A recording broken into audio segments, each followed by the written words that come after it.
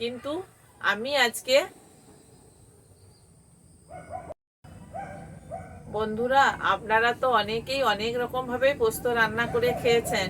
লাউ ডাঁটা দিয়ে পোস্ত রান্না করে খেয়েছেন, কুমড়ো ডাঁটা দিয়েও পোস্ত রান্না করেছেন, ঝিঙে আলুর পোস্ত খেয়েছেন, পটল দিয়ে পোস্ত করেছেন, পোস্ত দিয়ে অনেক রকম তরকারি খেয়েছেন। কিন্তু খসলা শাক দিয়ে পোস্ত কি কোনোদিন করে খেয়েছেন? আজকে আমি সেই খসলা শাক দিয়ে পোস্ত রান্না করে আপনাদেরকে দেখাবো। আপনারা দেখতে থাকুন, সঙ্গে থাকুন কিভাবে করছি। খুব সামান্য উপকরণ দিয়েই আমি এটা করছি। আমি কি কি উপকরণগুলো নিয়েছি আপনাদেরকে বলে দিচ্ছি। এই যে আমি খসলা শাকগুলোকে এইভাবে বড় বড় করে কেটে নিয়েছি। বাগানের খসলা শাক, এগুলো বাগান থেকে তুলে নিয়েছি, নিয়ে বেছে এইভাবে বড় বড় করে কেটে ধুয়ে রেখেছি। আর বেগুনগুলোকে এই যে কেটে নিয়েছি ছোট ছোট করে। আর তার জন্য নিয়েছি কাঁচা লঙ্কা 4টে চিড়ে নিয়েছি, আর পোস্ত বেটে নিয়েছি, আর নুন হলুদ সামান্য, আর ফোড়নের জন্য একটু গোটা জিরে নেব, আর তেল নিয়েছি। আর শাক যেহেতু একটু খাট হয় তার জন্য একটু সামান্য মিষ্টি দেবো আমি।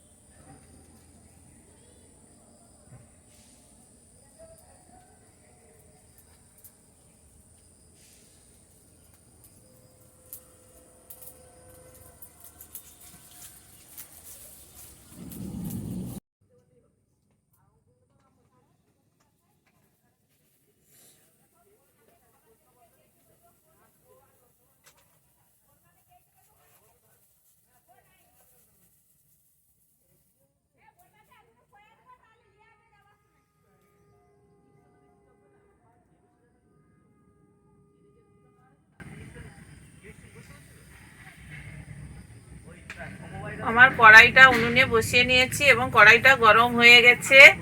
আমি প্রথমে কড়াইয়ের মধ্যে তেল দিয়ে দিচ্ছি।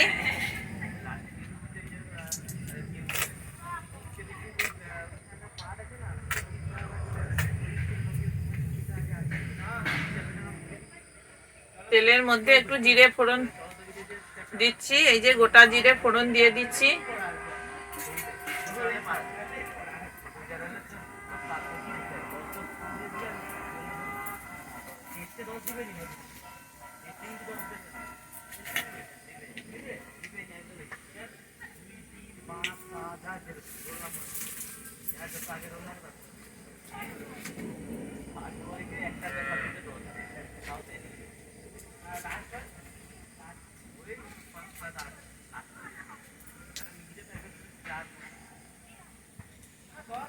ছেঁড়া কাঁচা লঙ্কা গুলো দিয়ে দিচ্ছি এবার তেলের মধ্যে।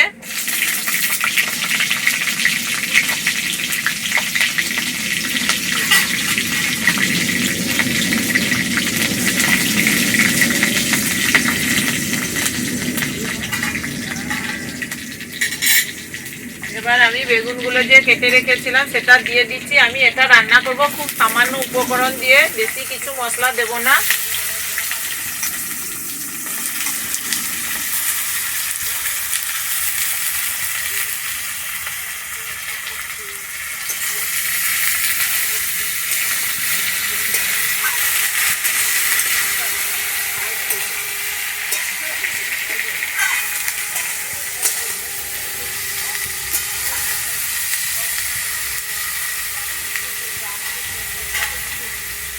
এর মধ্যে পরিমাণ মতো নুনটা দিয়ে দিচ্ছি আমি।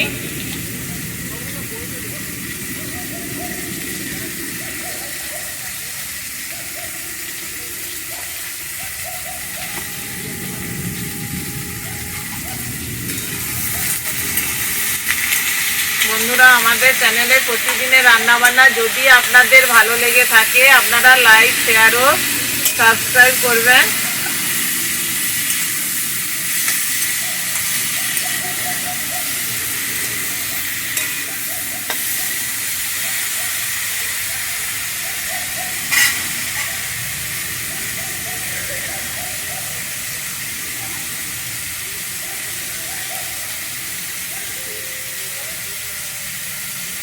আমি একটু সামান্য হলুদ দিয়ে দিচ্ছি, আর কোনো গুঁড়ো মশলা আমি ব্যবহার করব না, এই হলুদ একটুই দিচ্ছি আমি।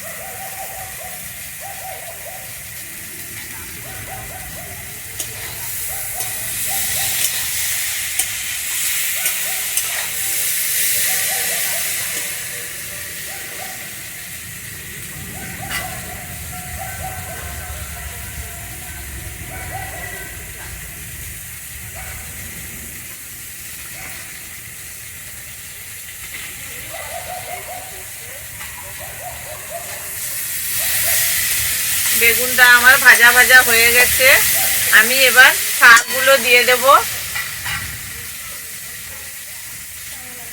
শাকগুলোকে এইভাবে কেটে আমি ধুয়ে রেখেছি, এগুলো দিয়ে দিচ্ছি।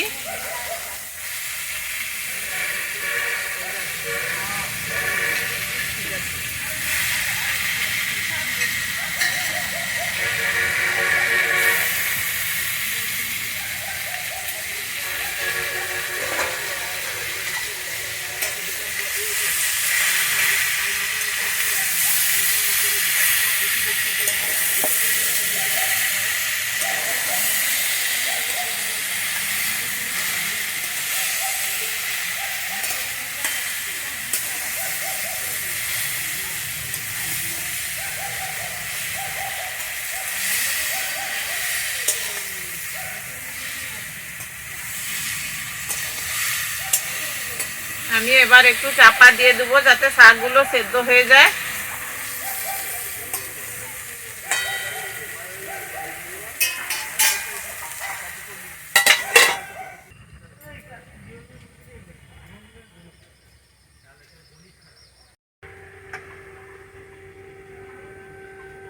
বন্ধুরা, আমি এবার ঢাকনাটা খুলে দিচ্ছি। দেখুন শাক থেকে জল বেরিয়ে গেছে, আমি কোনো জল দিইনি এতে। আমি এবার এর মধ্যে পোস্ত বাটাটা দিয়ে দিচ্ছি, এই যে পোস্ত বাটাটা দিয়ে দিচ্ছি।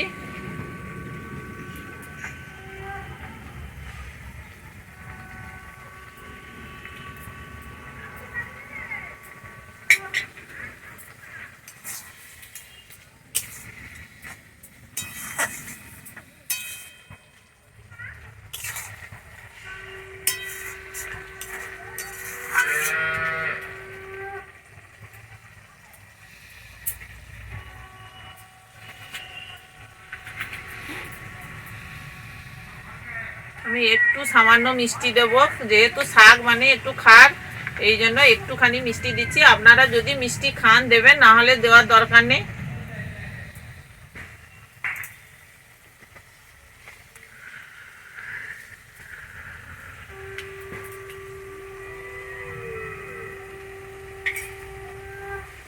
বন্ধুরা, আমাদের চ্যানেলে প্রতিদিনের রান্নাবান্না যদি আপনাদের ভালো লেগে থাকে, আপনারা লাইক, শেয়ার ও সাবস্ক্রাইব করবেন। যেহেতু আমি পোস্তটা দিচ্ছি, তার জন্য নেড়ে রাখতে হবে, না হলে নিচে বসে যাবে।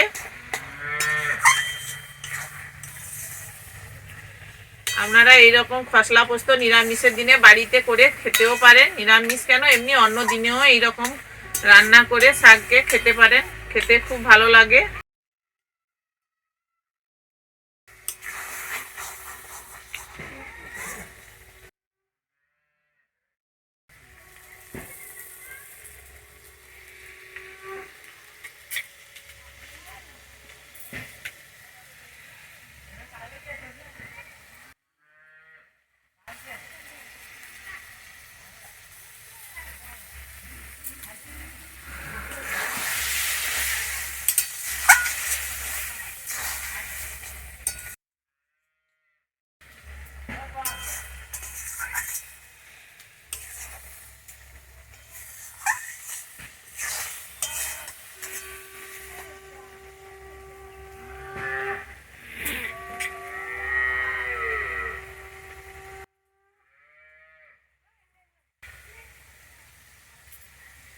বন্ধুরা আমি একটু শাক শাক রান্নাটা আমার হয়ে গেছে।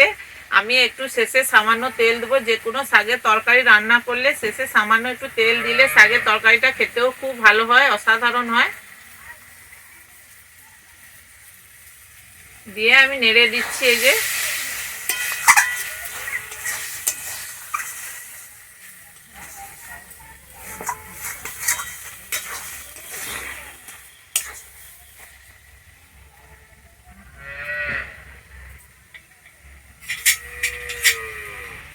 বন্ধুরা আমার রান্নাটাই যে হয়ে গেছে। আর আমাদের চ্যানেলের প্রতিদিনের রান্নাবান্না যদি আপনাদের ভালো লেগে থাকে আপনারা লাইক, শেয়ার ও সাবস্ক্রাইব করবেন। এই দেখুন আমার রান্নাটাই যে হয়ে গেছে।